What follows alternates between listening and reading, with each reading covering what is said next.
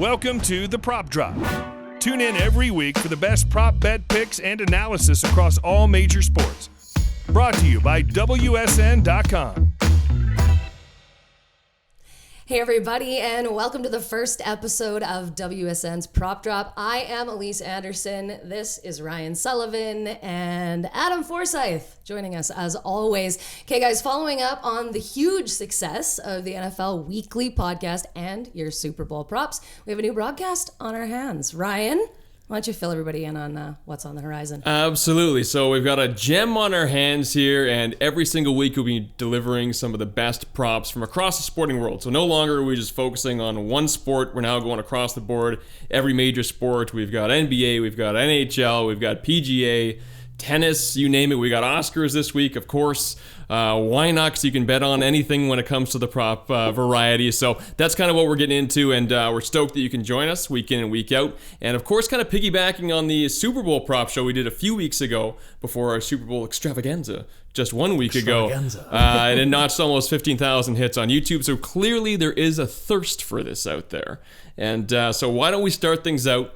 We don't want to have too much of a shell shock for people here. So we'll start things out as we like to do. Let's go over our best bet from the week before, biggest wins, biggest losses, and let's give a little preview of what's to come. Adam, why don't you start us out? We're carrying this over to the new show. I like this. The best bet category. Well, why mess with a good thing? It's a nice format. Do you want to remind the listeners who had the better best bet record during the football season? I'm just curious. I kind of have a short-term memory, but I recall going 5-1-1 to end the year. I don't know. That's not what I asked. Yourself. That's not what I asked.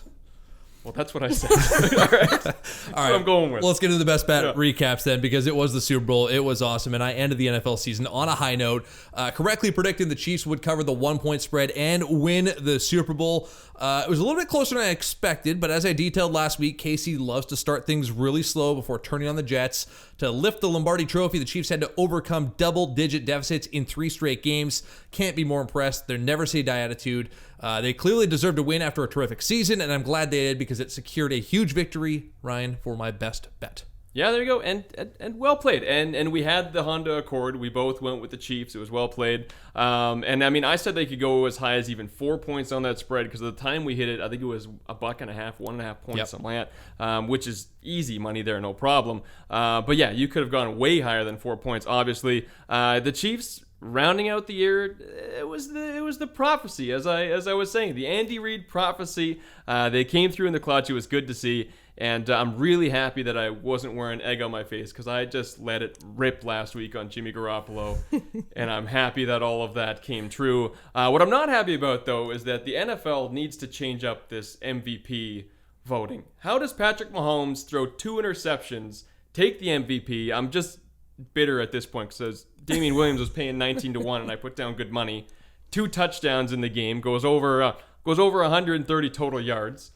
Ridiculous. I'm not happy. Because as we agreed, he deserved it. He led them to the comeback, the victory. Anyway, so you hit your best bet recap. We need a Florida recount. We also had a couple of big wins, though, on all of our prop bets that we threw out there. The big one I had, Raheem Mostert as a touchdown, Damien Williams as a touchdown in the KC win. A little parlay package I found on WSN.com. It paid 5.5 to 1. I hit that one big. And as I said in last week's episode, I teased up the spread. I hammered the Chiefs. Minus 6.5 points is what I settled at. That also hit big. Really happy on that one. And if you're going to complain about your Super Bowl MVP misses, I'll do the same. I almost had Sammy Watkins at 34 to 1. He had a huge day. I hit the over on both yards and receptions for him.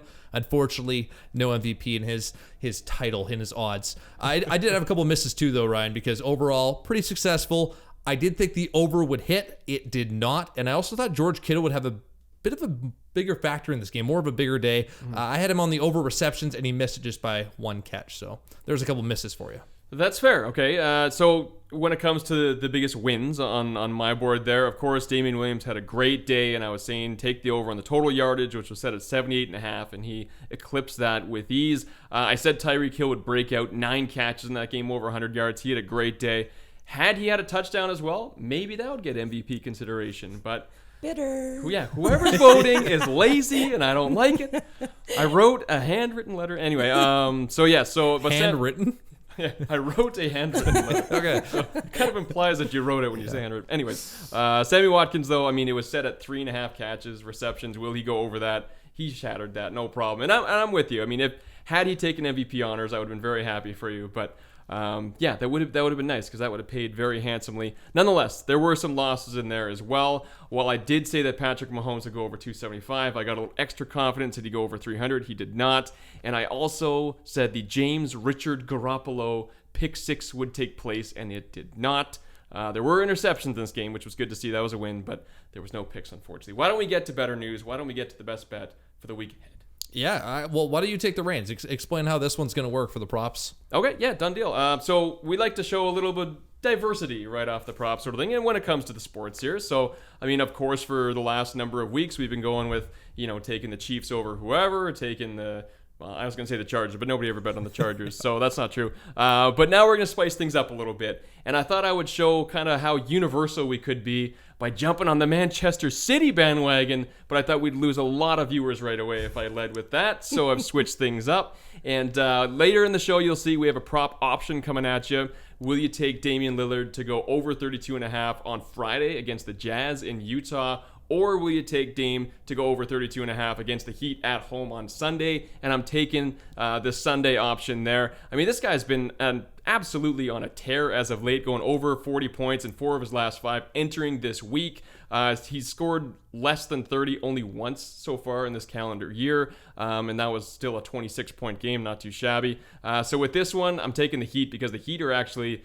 They're a little bit of a riddle because they're a decent team. They're middle of the pack in the playoffs in the Eastern Conference right now, but they're actually 12-12 on the road entering the week. They're just a 500 team there, away from Miami. So that is my best bet of the week. Dame going over 32.5 at home on Sunday against the Heat. I'm excited how excited you are. That was me taking a breath at the very end. You missed the easy pun, though. The Miami Heat are like ice cold. Or come on, it's right there. No, we'll get into the puns. Like I said, I don't want to lose viewers right off the top here with the dad jokes. All right. Well, it's interesting that you went to the basketball court for your best bet of the week because I also did. In a bit, we are going to discuss a prop about the Lakers and Rockets. They will clash on the NBA hardwood on Thursday. And this is a prop who will have more points, LeBron James or James Harden. Super easy for me here. Harden will obviously have more points. He's averaging 10 points more than James this season, 12 points more over the last 10 games. I can't believe this is even being offered as a prop. Why would you go against it? I will capitalize, cash in, my best bet of the week. Fair enough. All right, Alece, let's get this thing rolling. All right, for our next broadcast, we want to hear from you. Give us your wildest prop predictions, and we promise to discuss the top comments in next week's show. Be sure as well to like and subscribe for the most up-to-date prop predictions in all the land. Before we dive into Prop Drop, we have to mention or get to some viewer comments. Jude Kennedy said last week she's betting the house on the Jimmy G under for passing yards. Good work, Jude. That's right. He threw for 219 yards, and the over-under was set at 238.5. Made some money, Jude Kennedy. Nicely done. Nice work, Jude. Yeah. Very happy about Jude Kennedy. See, not everybody listens to the guy with the best record. They probably should. They should. But Jude was listening this way, and she made some money.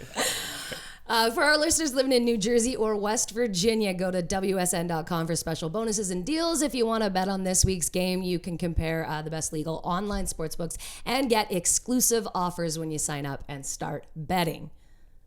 Nice. Let's get into some props. I'm very pumped. Let's kick it off. We got some good props coming up here. Let's go. All right. Futures have been released for the 2021 Super Bowl. We just finished, but it's back, right? Yeah. Kansas City leads the way at plus 600, followed by the Baltimore Ravens at plus 800, 49ers plus 1,000, Saints plus 1,200, and Patriots at plus 1,400. Ryan, why don't you go first? Who's your pick and who's your underdog? Yeah, so we started the show by saying we're not just going to talk football, and then we dive right into a football prop. But that's okay. Of course, this is still top of people's minds, and KC obviously is atop the board right now after a great performance in Super Bowl 54. But I'm going to throw things over to the Baltimore Ravens, and you're not going to make a ton of money. They're second on the board at plus 800, but that's okay. Because not entering this season, but throughout this season, everybody was looking at the Ravens as a Super Bowl contender the whole way through until they ran into a red-hot Tennessee Titans team, a very surprisingly red-hot Tennessee Titans team, and a very surprising Derrick Henry, who was fantastic in the playoffs. A lot of people said he would kind of hit a wall a little bit, and it took him till the AFC Championship to do so. However, the reason that I like the Ravens here is because they've got 3 extra weeks on the Kansas City Chiefs here to figure out what their plan is and where they need to improve. That's your logic? Hang on. The Chiefs have just been thinking about tomorrow for the last few months, pretty much. All right. So you look at the Ravens, they've now got a chance to figure out their offseason plan. They've got a chance to figure out what they need in free agency, what they need in the draft, what they need to improve and get better. The Chiefs, I don't know. Sometimes you see some arrogance on teams that win it all, and they think, you know what, we're good to go. We'll be fine next year. Maybe we'll add a little piece here and a little depth here and there. But but the Ravens have taken a step back. They're already contenders, and they're just going to be able to build with these once, the nitty-gritty really hits and free agency begins. So I like the Ravens to get it going. I do apologize, though, to the great state of Kansas, as Donald Trump would say. Sorry, Missouri. But I think that gives the Ravens a bit of an ace up their sleeve. I like that you think a 3-week window in January and into February they're makes a difference. already in the conversation. Now they've just got a little extra time to retool and reload. I think that's a good thing. The season doesn't start for like 6... whatever. There's so many things I could poke holes in there. Futures, not tomorrows. All right, we got time here. You said that teams get a little cocky once they win the Super Bowl and then they fade out quickly. How did that go for the Patriots over the years? So there we go. No, we could talk about the Patriots, but I mean, every single year at the deadline, then they go start scrambling for guys on the trade block. All right. And it has worked out well for them. I'm not saying it hasn't. But that's one example. I'm going the opposite way. I think it is the legit potential. We're about to see the start of a dynasty. I am sticking with the Chiefs, especially at that 6-1 number. I don't even think we've seen the best of Patrick Mahomes, as he has plenty of room to grow and mature. More importantly, he now knows the true grind of getting all the way to the Super Bowl and winning. Casey has all the key pieces in place, like Travis Kelce, Tyreek Hill, Damien Williams. They'll all be back. It looks like they're going to part ways with Sammy Watkins, but McCole Hardman's just waiting in the wings. He'll step right in there. He's good to go. It might not be the sexiest pick, but it's the best bet. And I think that number probably falls closer to like 4-1 by the time the season starts. By the time the season starts, again, 6 months from now. So I'm going to jump on that right now. There is a couple underdog picks that are out there that maybe jump on those early as well at 40-1. The Titans and the Bills, both teams very young, two great defenses. Their offense comprised of very talented young players. Tennessee, a bit of a question mark, especially with that quarterback position, but they are stacked at the other spots. As for the Bills, look for Devin Singletary. I'm going to snap him up in all my fantasy leagues because I think he takes a massive step next year, becomes one of the elite running backs in the NFL. Plus, you have John Brown out wide. I really like both those teams at the odds. 41, why not? That's fair. And I forgot to throw out an underdog. But while we're at it, I'm also going to give honorable mention to the Saints. They're paying 10-1 right now. Not a huge sexy pick, but at the same time, I mean, they're kind of debating giving Taysom Hill some more snaps, and I just love the sounds of that, especially when you come to prop country if you want to throw some money on Taysom Hill. But the Seattle Seahawks are paying 20-1 right now. They should have gotten through the Green Bay Packers, the no-show Packers from the NFC Championship. And we've seen that they can beat the San Francisco 49ers, no problem. Well, I shouldn't say no problem, but they can beat them. The Seahawks could own the NFC for foreseeable future, I would say, if they play their cards right in the offseason here. And paying 20-1, not a bad call. Sweet. All right, guys. Thursday night, the heavily anticipated Houston Rockets Los Angeles Lakers matchup tips off. James Harden versus LeBron James. Which player is going to finish with more points? Adam. We're only on prop 2. We've already found the best bet of the week for myself. It is definitely going to be James Harden, not even close. All Harden does is shoot. Like, even if he misses the majority of his shots, he's still going to finish with over 30 points. He's averaging 35 points a game. That currently leads the NBA. The Rockets have made it clear their offense will run through Harden. In their one previous meeting this season, it was back on January 18th. Harden had a pretty tough day shooting against the Lakers, still finished with 34 points. As for James, he's playing 5 minutes less a game than Harden, averaging 10 points less a game this season. He is definitely running the Lakers' offense, but he has no issue dishing the ball around. He'll pick up all the assists. He doesn't really care about points this late in his career. Even if the Lakers win over the Rockets, that last month one, he had a great game. He only had 31 points. So I'm shocked that this prop is up for grabs. And here we go, pun time. Hammer Harden, and you'll rock it to a win. Yes. Wow. That's pretty good. That's pretty good. Yeah, that's not bad at all. You know what? Just because, I don't want to follow you this whole show here, so I'm going to switch things up, and I'm going to go with LBJ in this one. All right. I mean, we expected the Lakers to come in following, the terrible stuff that happened with Kobe Bryant. We expect them to come in with heavy hearts and have a bit of a sluggish start by the time they got back on the court, and they did. They haven't showed some tremendous efforts here and there, but they also haven't played a contender in a long time. And now that they're taking on the Houston Rockets, I mean, this is LBJ at his finest. Anytime this guy has a challenge, anytime his back's up against the wall is when we see the best LeBron James possible. So I think this is the night where he puts up a Kobe-like effort, and I'm taking LBJ to win this prop, and he's going to show you why on Thursday night. I thought he was going to have the big game at Kobe Bryant's memorial game against You're playing with a heavy heart that night. That's tough. There's a lot of pressure there. All right. No. And I don't know. I think that, I mean, obviously, like a tragedy like this can bring a lot of people together, and it's almost like when Katrina happened with the New Orleans Saints. There, it brings everyone together, and I tell you, man, the Lakers are going to be a unit from here on out. All right, NCAA basketball, number 19 Butler faces Marquette on Sunday. Marquette leading scorer Marcus Howard leads the country with 27.9 points per game. Will he go over 25 in this one, Ryan? Well, they faced Butler 2 weeks ago, and he put down 26. He's only gone under 20 once this calendar year, and the last time before that came December the 1st when he left the game early with just 6 points. Before that, he dropped 51 the week before. Just throwing that out there. But he's a senior. This is his last kick at the can. The guy right now is slated to go second round in the NBA mock drafts that are popping up here and there. But if he keeps leading the country the way he is, this could be a round wonder, no problem. But it could change fast. We'll see. But the season is still fairly young. So I'll put down dough that he goes over 25 again, no problem. And if you can find a line that you can play with, I mean, I'd be comfortable going as high as 27, 28 points there. I think I don't want to say a lock, but I think there's pretty good odds there, especially based on his last performance against a pretty good Butler team. Elise, I'm glad you threw the prop out there for us because I am definitely going against Ryan in this one. So thank you very much for finding this. I'm definitely taking the under on this one. Butler, one of the stronger defensive teams. In that matchup, they opened things up against Marquette, and sure, they got the win, but I doubt they're willing to play run and gun again. That over-under number of 25 is a strange one. Only twice this season has Butler allowed any player to get over 23 points. Sure, one of them was Howard, as you pointed out, but I think they're better equipped to deal with his skill this weekend. They know the game plan. No hesitation for me. I am all about the under on this one. Sorry, buddy. It's fair. I accept your apology. Okay, we'll move along to some golf. PGA. Webb Simpson took last week's Waste Management Open in Phoenix, Arizona. This week, the PGA circuit hits Pebble Beach with the AT&T Pro-Am.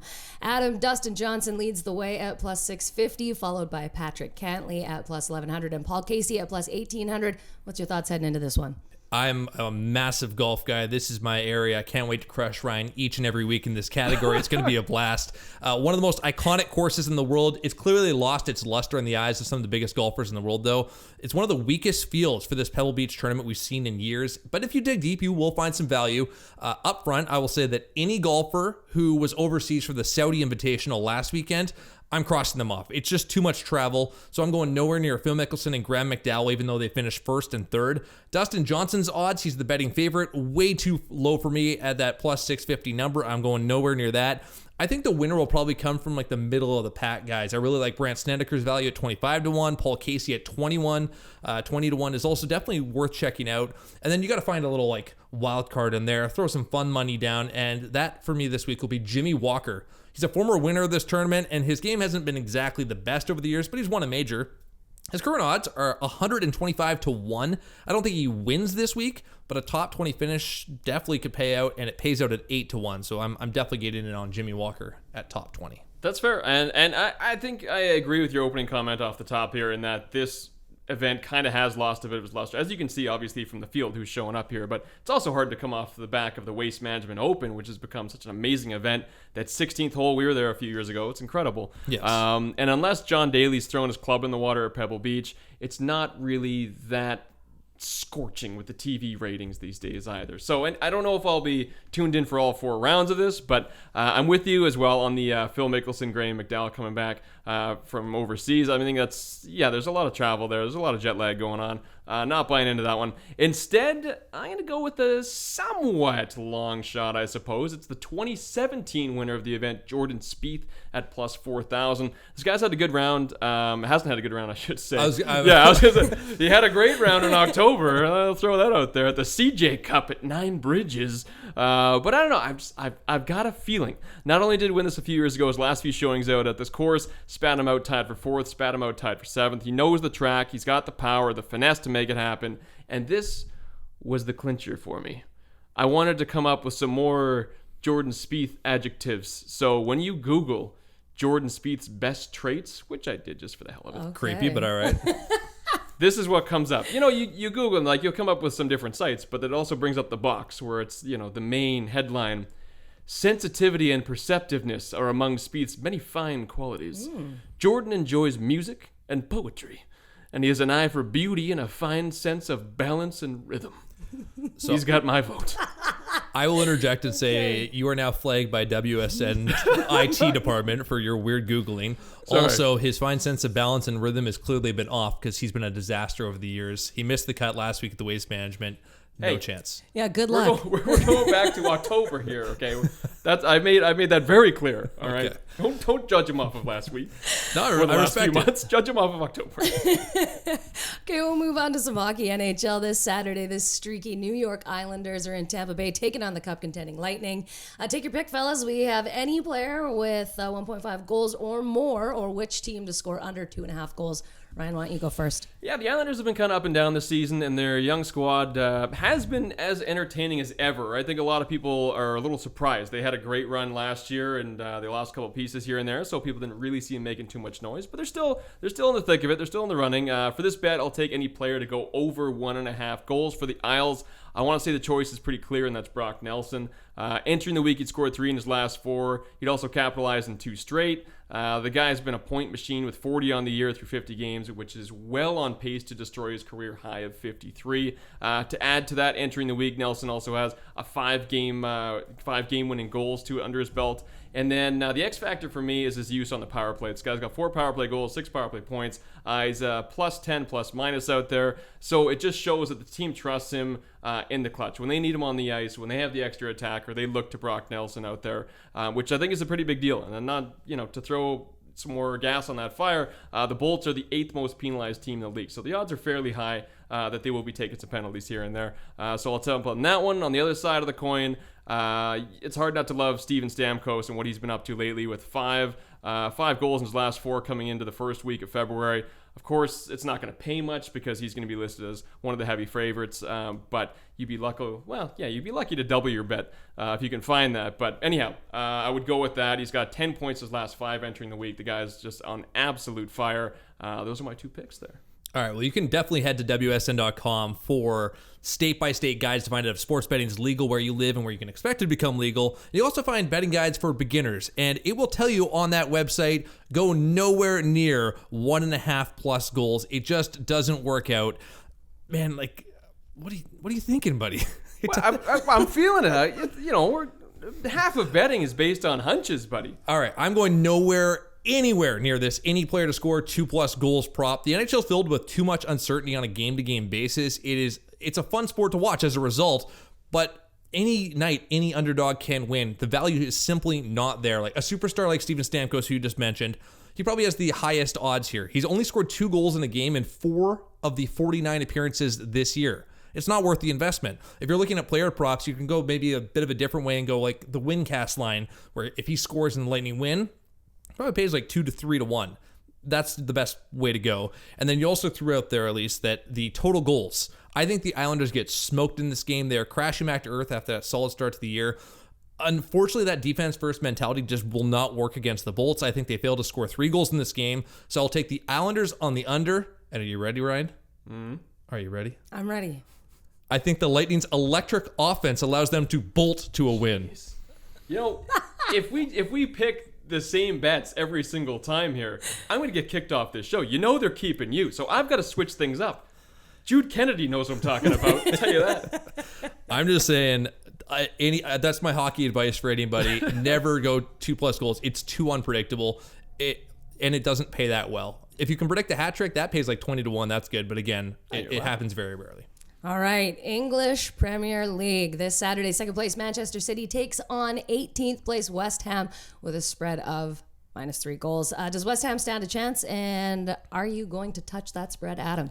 Now, I think this is definitely this is Ryan's bread and butter, where I'm a little bit, I need to, learn a little bit more about the soccer game. But I am definitely a fan, and I'll keep this one pretty simple because I think Man City gets it done. West Ham's offense is just very suspect. I know it's early in the season, but they just don't score a lot. Last weekend's 3-goal outburst aside, even if they find a way to tally in this one, I think Man City's just simply too powerful. They have too many weapons. Easily a 3-0 or a 4-1 score is in the cards. Yeah, when it comes down to it, Man City is absolutely elite, and they have been for years and years. And West Ham is the absolute opposite end of the spectrum. Right now, they're sitting in a relegation spot, so it's really bad times for them. This prop's going to pay probably 2-1 on most sites if you can track it down. The 3-goal spread, I'm with you. I'm taking Manchester City. They will cover that, no problem. So yeah, I'm going to touch that. I can put my fingers all over it. Manchester City, I'm going to touch the spread. Okay. Are you going to touch that spread? That was the question. You're going to touch the spread, and I am going to touch it.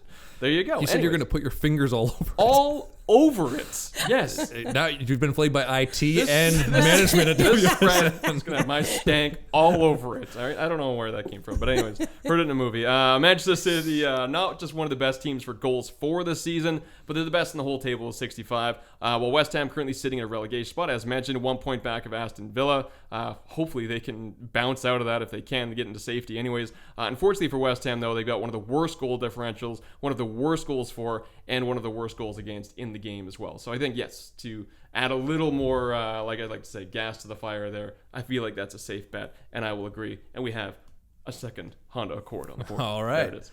All right, let's head back to the Ice More NHL. Ryan, let's start with you this time. Let's dive into the daily fantasy sports picks a bit. Heading into the latter part of the week for our friends at DraftKings and FanDuel, pick a game and which player is going to lead the way in points. This is a tough one to narrow down because there's some decent matchups this week. But on Sunday, I'm going to say make sure to check out Jack Eichel and make sure that he's on your team. Yeah, he'll probably have a bit of a higher price tag, but it's going to be worth it. The Anaheim Ducks, they're playing their third game in 4 days. They're going to be wiped, and their starter, well, they're probably going to be starting Ryan Miller in this game, I would think. This would be the game where they give John Gibson the day off, taking on the underachieving Sabres. On top of that, though, Eichel has been the lone light in a pretty much otherwising, once again, very disappointing season in Buffalo entering the month of February. He had 30 goals, 34 assists through just 50 games. He even buried one on Sunday against the Blue Jackets, too. The guy's been a goal machine.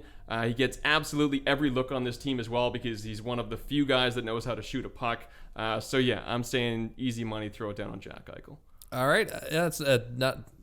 I like that one. Well, I was trying to find a way to insult you, but I'm like, you know what? I actually agree. He has the same haircut as Patrick Mahomes too, so there it is. I will also go with a bit of an expensive option for daily fantasy. He will be a little pricey, but my fantasy play of the week is Artemi Panarin on Sunday when the Rangers host the Kings. It'll be a third game in 4 nights for Los Angeles, all of them on the East Coast. That's a tough travel schedule. Panarin red hot, continually contributing for the Blue Shirts. Look for it to continue this weekend. His high costs, maybe if it doesn't fit your lineup, look to his line mates. Scoop them up. Ryan Strome and Jasper Fast, they are fantastic, cheap options. As for someone who you could easily plug into your daily fantasy lineup at a much more reasonable cost, a bunch of names jumping out to me, but I really like the Tampa Bay Lightning's second line. It is on fire over the last 2 weeks. I would jump on Anthony Cirelli or Tyler Johnson. On the blue line, a cheap option is Nikita Zadorov. He's been great over the last 2 weeks. His Avalanche have a very easy schedule. The next 3 games, Ottawa, Columbus, and Minnesota. So there you go. Some daily fantasy plays for you. Well said. All right, back to NBA. Best 2 rookies in the game are now fully healthy. Where does the smart money lie this week? Will Jay Morant go 25.5 against the Sixers on Friday, or would it be a wise bet for Zion Williamson to go over 25.5 in Indiana on Saturday? Adam?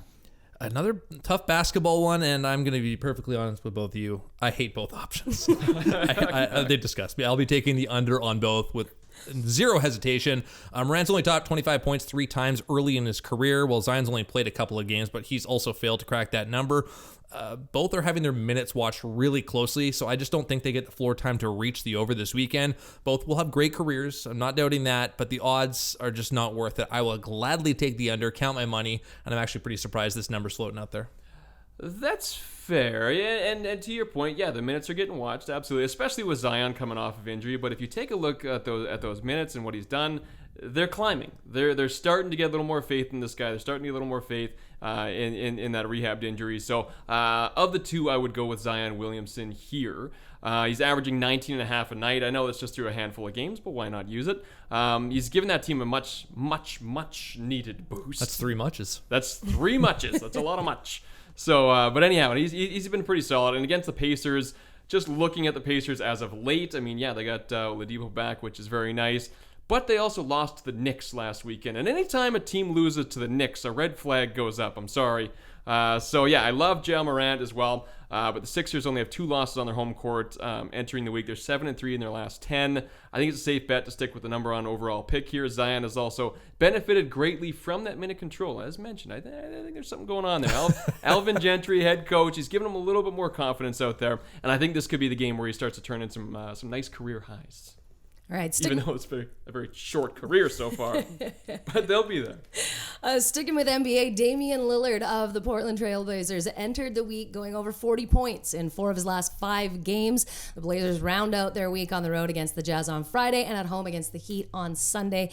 In which game would you take Damian Lillard to go over 32.5, Ryan? Here we go. This is my best bet of the week, as mentioned off the top. The thing with this prop is it's not like Damian Lillard has gone off during that stretch you mentioned, at least. I mean, like he's done pretty well, but he's been playing not the greatest teams here and there, so you got to take that into account every now and then. But he put up 50 on Indiana, 36 on Houston, 48 against the West leading Lakers. I mean, there's the headlines out of that stretch. If this was a question about the playoffs, I wouldn't be as confident because Dame does like to no-show every now and then the postseason, which we'll find out in a few months. But in the meantime, in the regular season, this guy is pretty much Mr. Automatic, and right now he's playing with just such tenacity that it's hard to go against this guy, and especially at home at the Moda Center. He's been fantastic. Only on one occasion this calendar year, I mentioned off the top, mentioned it again, as he scored less than 30, and he still has not gone under 25 in 2020, so it's fairly impressive.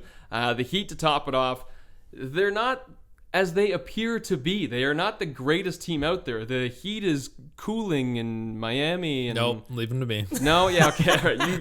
You take the punts. You're pretty good at them. But anyhow, yeah, entering the month of February, they're just 12-12 outside their home sweet home, outside their home court. So they're a little vulnerable. That word was vulnerable, by the way. If we go back and Tom will check the minutes on, it's vulnerable. But anyhow, a great opportunity here for Lillard to go off. So yes, I'm taking this game, and he will go over. Boom.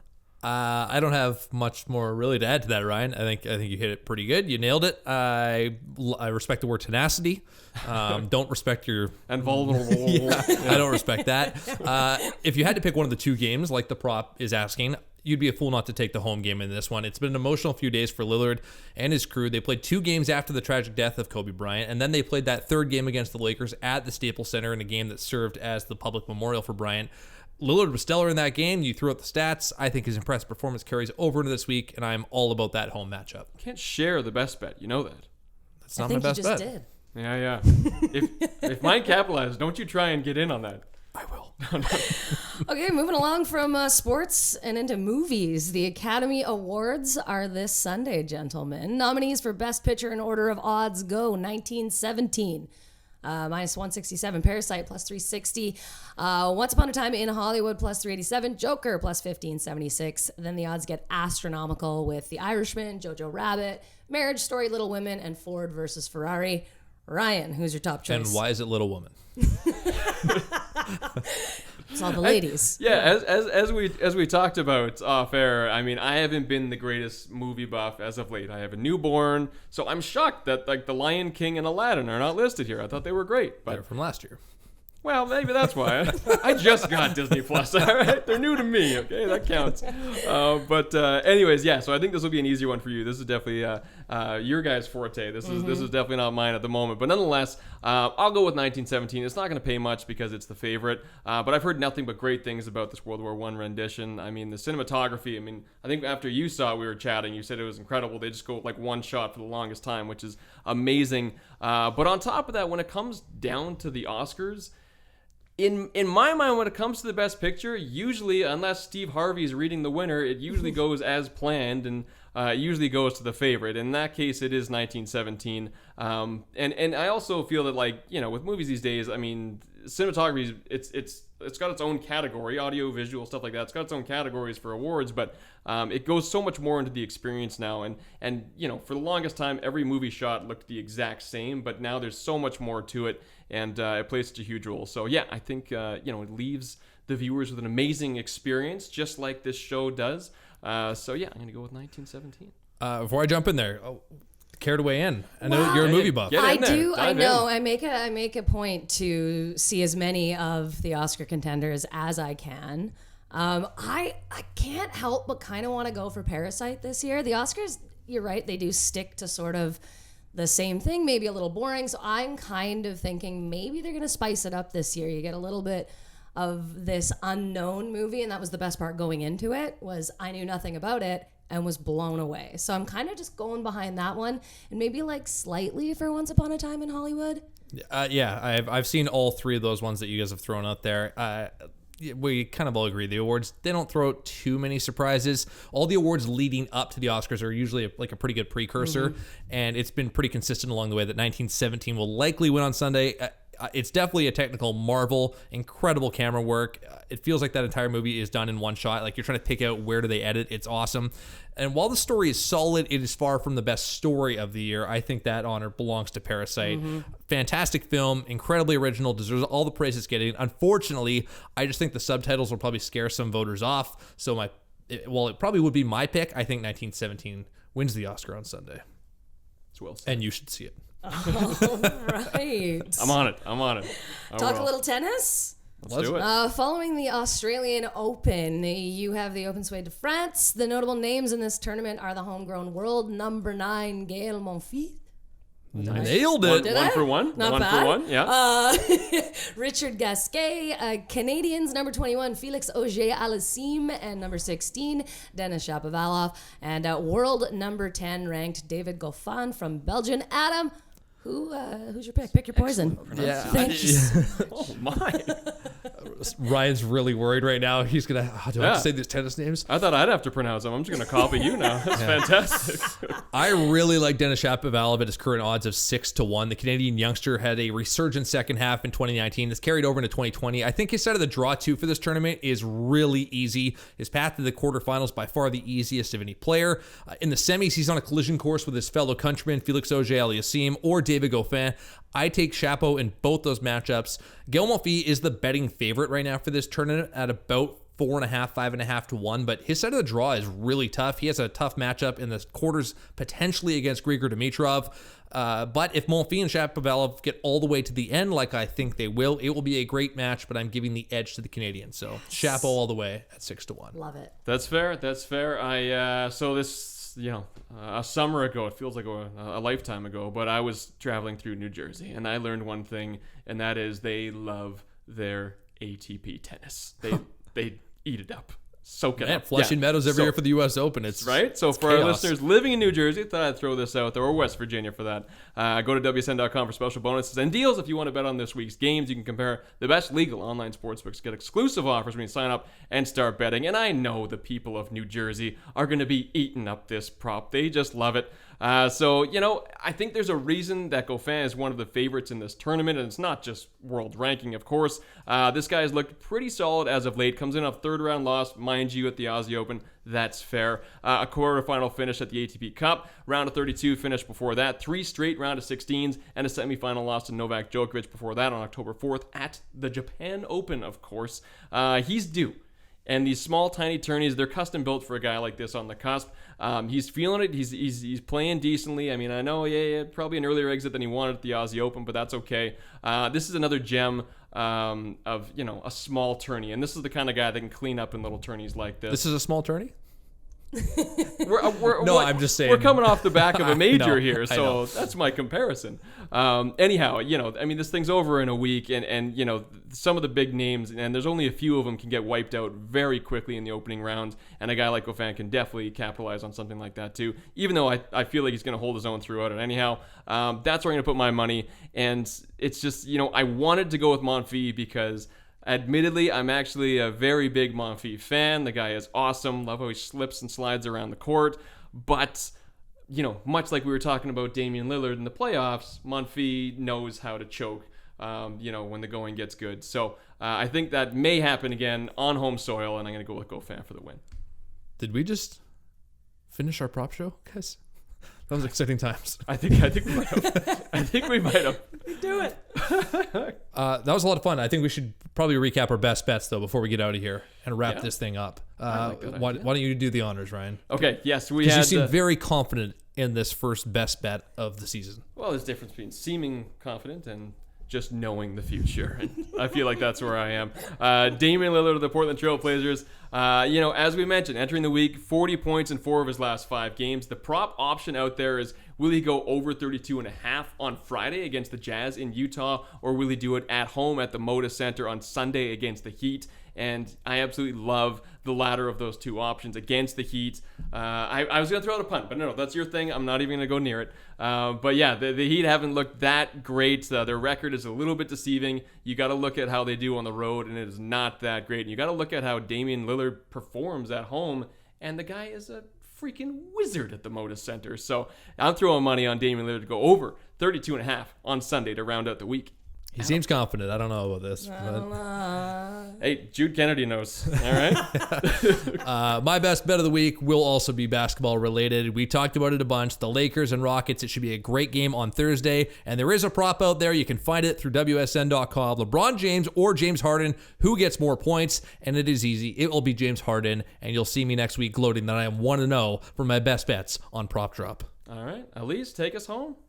Pretty good first episode, boys. I'm impressed. I guess stoked. we'll wait till next episode to see how impressed I am.